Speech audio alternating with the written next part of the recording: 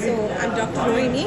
I'm here to explain the anterior compartment of the leg. So anterior compartment of the leg are extensors of the foot, that is ankle joint, and they do dorsiflexion. So let's see how many muscles are there. There is this bulky muscle very close to the tibia. You can identify you get the orientation here. This is the great toe. Then you have lateral foretoes. Okay.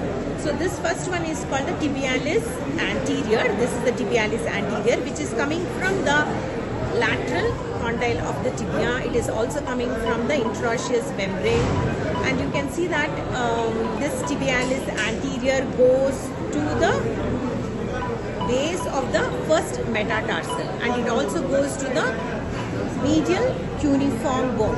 Okay, that is the attachment here. So this is tibialis anterior, and there is one more on the other side that is coming from the fibula, that is called digitorum. Okay, extensor digitorum. It gives 4 slips here that you can see. So between these two, you can see one muscle on the inside that is called extensor hallucis. Okay, between the tibialis anterior and extensor digitorum, whatever is in the center is called extensor hallucis, and that goes to the first toe. Okay, hallux is toe.